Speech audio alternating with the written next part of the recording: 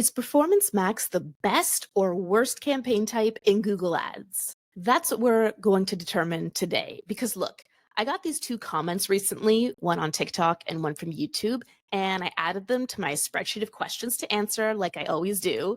And then when I went to pick a topic for this episode, I laughed out loud when I read these comments next to each other because, okay, here they are. Prevalarino on TikTok says, not a fan of PMax. Costly, obscure, inefficient. You know, but likely can't say. Google keeps pushing inefficiencies in order to drive their own revenue up. I hope this product dies out. This user thinks there's some kind of conspiracy going on, but there's no conspiracy, it's transparent. PMax absolutely was designed to drive cross-channel performance, and as part of that, put more ads on inventory that many Google Ads users may not have been using, like display or search partners or Gmail. But here's what DCAS342 on YouTube had to say. I have been running ads on Google since 2016. We do well with just PMax and nothing else. Have you seen this also? Just PMax doing all the work? It seems to work for us. Look at that, a PMax fan. And yes, I have seen this for a lot of businesses, just running PMax, nothing else, great results. So how come some people hate PMax, think it's a scam, and refuse to use it, while others have shifted all their budget into PMax and they're seeing great success? That's what I'm going to answer for you right now so you can make the best decision for your own Google Ads budget. I'm your host, Jyll Saskin Gales. I spent 6 years working for big brands at Google, and now I work for you. This is Inside Google Ads, episode 87, PMax Pros and Cons. First, let's have a quick minute or two to answer what is Performance Max. And before you fast forward, even if you think you know, the PMax of today bears little resemblance to the PMax of 2021 and 2022 when this campaign first launched. So here's my definition of Performance Max. PMax is a conversion-focused campaign type in Google Ads that places your ads across all of Google's inventory. Search, shopping, display, discovery, Gmail, YouTube, Maps, search partners, video partners.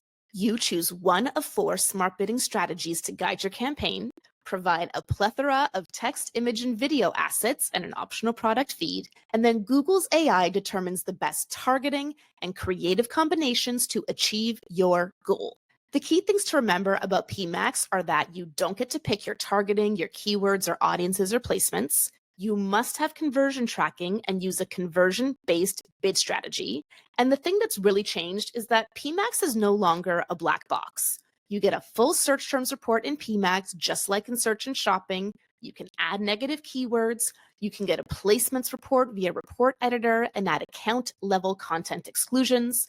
We have the channel performance report, which shows you impressions, clicks, etc. by channel, like search, display, YouTube. So although you can't opt into or out of channels, you can see what PMax is doing under the hood. You get full asset level reporting, and you also get audience insights reporting via the insights page. So although you can't tell PMax directly exactly what you want it to do, that would kind of defeat the purpose of maximizing performance across Google's platform. You tell it the outcome you're looking for via your conversion tracking and your bid strategy, and then you can see after the fact exactly what PMax did with your money to try to achieve your outcome. Whew, okay. Now that we know what Performance Max is this the right campaign type for you? Is it the best thing to ever happen to Google Ads or the worst thing to ever happen to Google Ads? I'm going to share with you my 3-step decision tree for whether or not you should run Performance Max. Step 1, have you run Google Ads before, or are you brand new to Google Ads?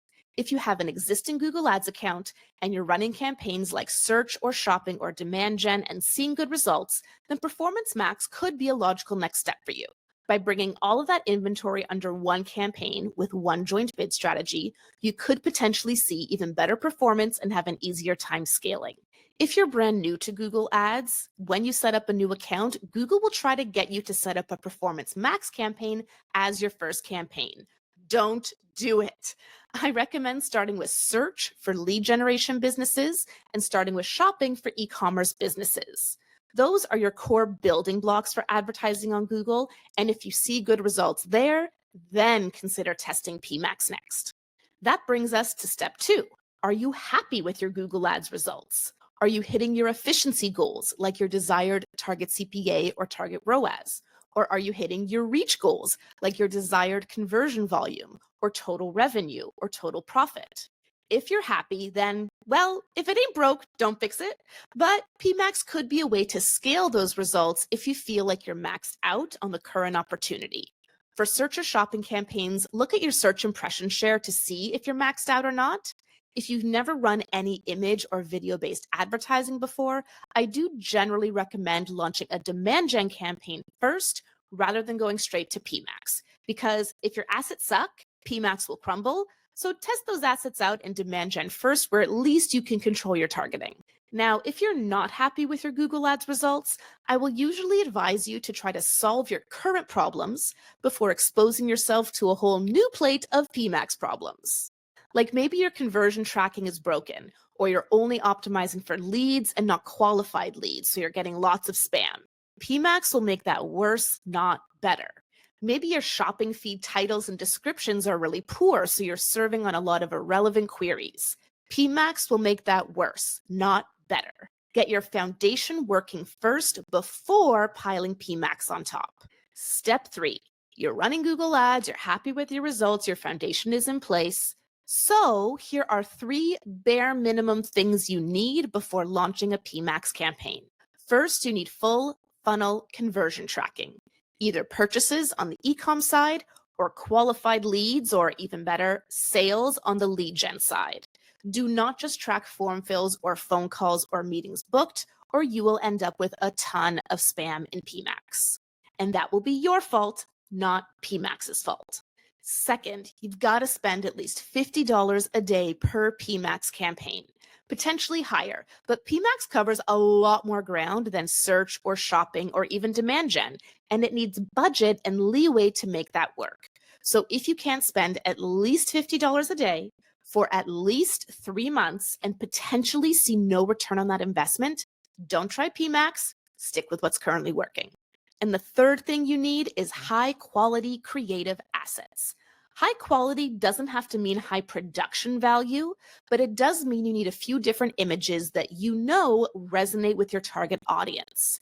Since you don't choose your targeting in PMax, your creative is actually what guides your targeting.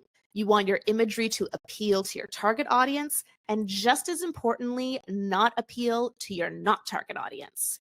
If you've tested demand gen or advertised on Meta or TikTok, then you have tried and true creative you can use. If not, proceed at your own risk with PMax. Try demand gen first, targeting a high intent in-market audience or perhaps even a remarketing list, rather than PMax, where your poor creative could end up putting your ads in front of the completely wrong audience. Those are the 3 steps to determine whether or not you should run PMax. Now, if you are running PMax, here are the 3 most common questions I get asked about your brand, feed only, and search and PMax together. And by the way, if you'd like help conceptualizing how to take the information from this episode and personalize it for your Google Ads account, you can book a Google Ads coaching call with me. Learn more at jyll.ca, that's JYLL.ca, or follow the link in the episode description. First, should you exclude your brand name from PMax? It depends. If you're a well-known brand with a lot of brand demand, then yes, I would exclude your brand from PMax and run a separate brand campaign. But if you're a smaller business, a local business, and there's maybe 100 brand searches a month or so, or even less than that, I would just keep it all in PMax. There's no point in trying to split that into different campaign types. Second, should you run a feed-only PMax? That's where you don't provide any assets, you just give PMax your shopping feed. I know this is an unpopular opinion, but I actually don't recommend this. You're better off running a shopping campaign instead of a feed-only PMax, in my opinion, because that way you're not wasting money on display, you can opt out of search partners, you can target specific audiences. Even with PMax's improved transparency, you still get much more granular control in shopping. And then if you want to add some remarketing to your account, fine, launch a display remarketing campaign, or better yet, launch a demand gen campaign with your product feed and then target that to existing customers or previous website visitors. Third, should you run search and PMax together? My answer on this is evolving. In episode 41 of this podcast, I emphasize that if you are going to run them together, ensure you have sufficient budget to properly fund both and to keep keyword prioritization rules in mind. So check episode 41 for more about that. The link is in the episode description. In episode 74, we revisited search versus PMax again, and I emphasized the pros and cons of choosing your keywords versus keywordless targeting. I'll also put the link to episode 74 in the episode description. Here's the new information for today. Now that AI Max has rolled out, which brings keywordless targeting to traditional search campaigns, I see less of a use case to run Search and PMax together. It was a good sales narrative for Google to get everyone to try PMax, saying it's an add-on rather than a substitute. But now I say either go all in on PMax or stick with your separate search campaigns along with demand gen or video. Put another way, if you're running PMax and you see that most of the spend is on search, I'd probably run AI Max instead. If you're running PMax and you see that most of the spend is on display, turn that crap off. But if you're running PMax and you see from your channel reporting that most of the spend is on YouTube or Gmail, you'd probably be better off with a demand gen campaign instead. I think of PMax as a way to find new opportunities, to get you out of a rut, to test things you wouldn't have considered testing on your own. It can be great for that, and that's why it's so powerful. And if you're doing that and PMax is achieving your goals and you're happy, then consolidate your account into just PMax. That's what all the big advertisers are doing, by the way. They have a few PMax campaigns and boom, that's their Google Ads strategy now. If PMax is not achieving your goals, remember it's not actually PMax's fault. It's yours, since PMax is only as good as the budget, assets, and data you provide it. But since you're not in a position to get PMax working, go back to the foundations to fix the core problem, whether it's your feed, your assets, your conversion tracking, or even your offer or your landing page. To sum up, PMax is the worst thing to ever happen to Google Ads because it's positioned as the all-in-one easy solution, when in fact it's extraordinarily complex and difficult to get working well. But PMax is also the best thing to ever happen to Google Ads because when you understand that complexity and when you set it up correctly, PMax offers the opportunity to truly get the best possible results for your business at scale by putting the full might of Google's inventory and AI to work for your business. Today's Insider Challenge is this. In a recent issue of my newsletter, The Insider, I shared the story of one of my Google Ads coaching clients whose PMax campaign looks like it's performing terribly, like a 0.14 ROAS. But in real life, she has seen a huge increase in sales from the products this campaign is advertising.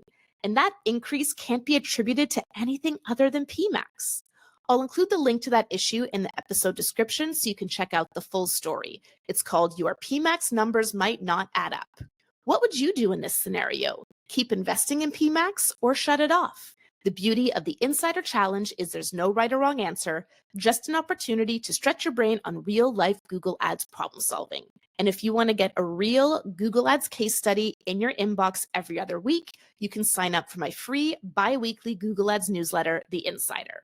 Last episode's challenge, episode 86, was this. Do you suggest not using manual bidding at all? Do you have a use case I haven't discussed here?